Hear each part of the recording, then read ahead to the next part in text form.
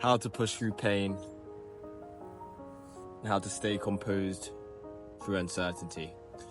So I believe that the most important trait to success is the ability to maintain composed through uncertainty. And currently we're in probably the most uncertain position we may have ever been in. We're maybe 800 kilometers into cycling Japan, and it's -3 degrees tonight.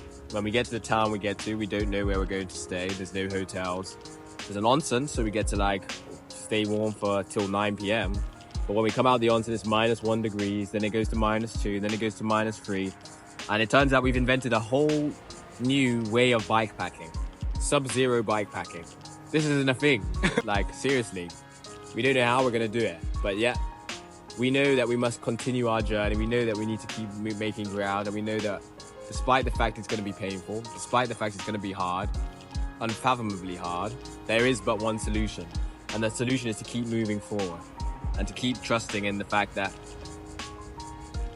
when we move forward with certainty of our destination, that all the rest will fall into place. And yes, the conditions are not optimal. Yes, the conditions are hard, but today it's not snowing. As you can see, it's not snowing, it's not raining, it's just cold. And yesterday it was snowing and that was horrible to deal with. Couldn't even see while we were cycling, so at least we could see.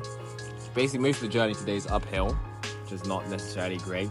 And we're probably only going to make 50 kilometers of ground, but 50 kilometers is better than nothing. It's still a day. We're starting so late, it's maybe 2:30. But I felt like I need to come on here to just actually talk about how difficult what we're doing is. Because seriously, this shit is hard as fuck. This is hard as fuck. I cannot believe how difficult what we're doing is. The other day we cycled 150 kilometers in a day. 150 kilometers in a day. And now the idea of cycling 50 kilometers in and then having to camp in -3, because it'd be all good if you cycle and then you stay in a nice hotel, it's warm, then you have to get up, cycle. The cycling is very difficult, but it's the easy side of this. The hard part is everything surrounding the cycling. Where are we going to eat? Where are we going to sleep? Where are we going to work?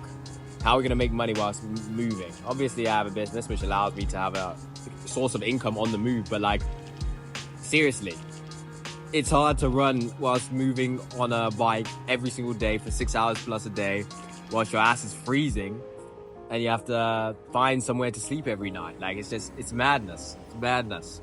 I thought this journey was going to be such a fun thing, and if it were doing it in summer, it probably would be such a fun thing. But then when you are thrown into circumstances which you did not expect, you have to see where is the lesson that I can take from this experience. And the lesson from which we can take from this experience is to learn how to push through pain and to do things we don't want to do every single day. Discipline. The level of discipline that will be achieved through such a journey like this is insane, because every single fucking day we wake up and we do not want to cycle. My ass hurts. I have rashes on my ass. Every single fucking day we wake up, we do not want to cycle, but we know we have a destination in mind and we have a goal. We know exactly where we need to get to. Very often in life, what needs to be done, the actions that need to be done are quite easy. It's quite easy to know what needs to be done, but it's the act of doing it which actually where difficulty comes in. Here's Matt just emerged from the toilet. Downloaded the podcast while I listen to it.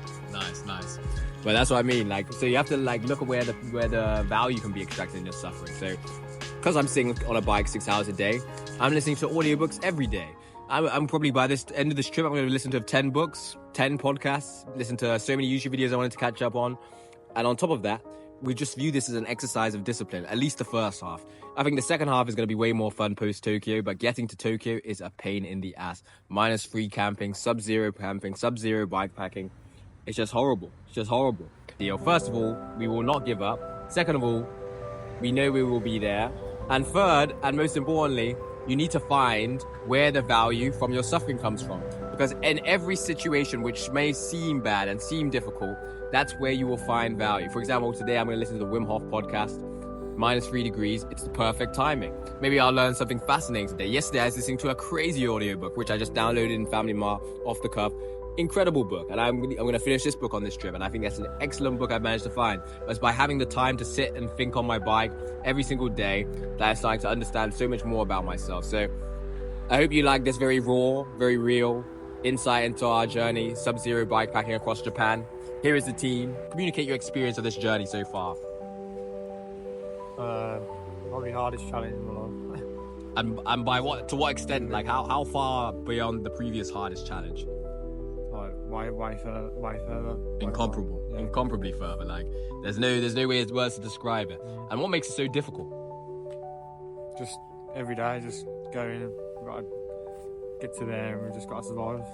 Just gotta survive. Yeah. We get there, freezing, toes cold, hands cold, stand in 7-Eleven, stare at drinks, like just like this is a crazy journey. But at least we know that that our sacrifice and our suffering contributes towards something. What about you, Matt? What's the hardest part of this journey for you? Hardest part, Yeah. I guess, is pushing your body and your mind to the max. Yeah. But the cool thing is, it's not giving up. Like, you're harder than you think, or even if you think you're hard.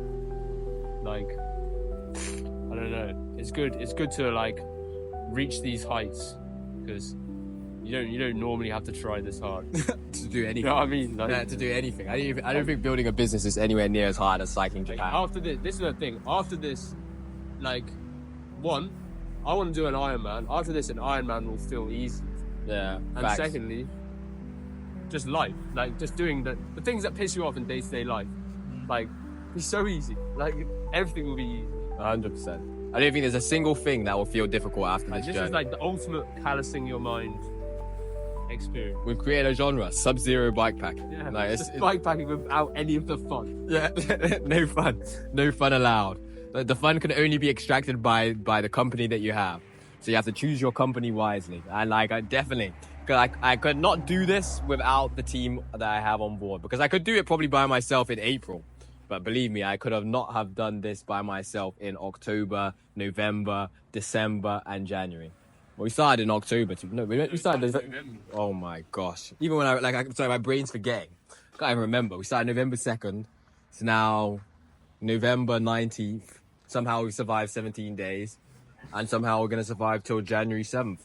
So, yeah, it's a quick YouTube video. I hope you enjoyed. Like, subscribe. Like for our suffering. Promote this video, share it, because like I'm sure there's some value in there. Easy.